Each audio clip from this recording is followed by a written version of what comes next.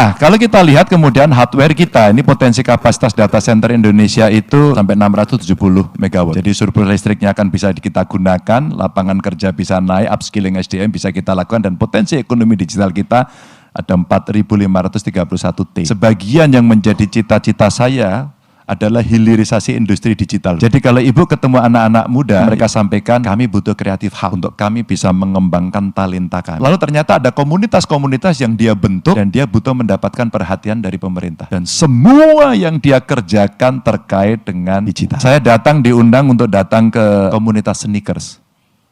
Apakah terbayangkan oleh kita yang namanya ubanan seperti ini? Yang kita pikirkan yang gede-gede. Anak-anak kita berpikir komunitas sneakers, komunitas coding, pencipta lagu, desainer, games developer. Mereka lakukan itu semua. Lalu dia bilang, Pak, kami nggak punya akses modal. Lalu kami membuat FGD kecil dengan mereka. Lalu ada ketentuan dari pemerintah yang sudah diberikan, tapi tidak dilaksanakan hari ini. Adalah intellectual property.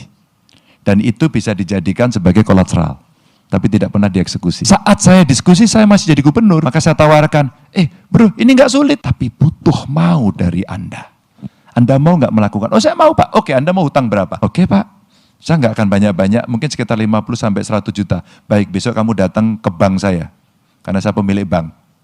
Bank Jateng maksud saya waktu itu. Untuk apa? Agar bisa pecah telur bahwa IP-nya bisa dijadikan kolateral. Bu, ini contoh kalau kita mau bicara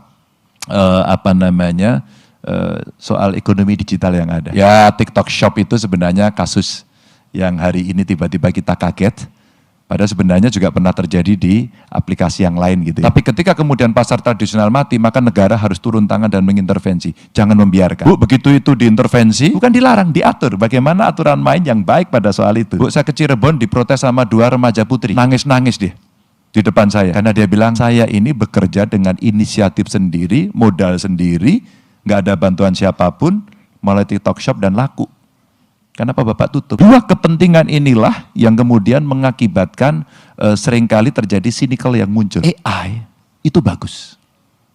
Tapi seluruh dunia sekarang punya problem tentang AI.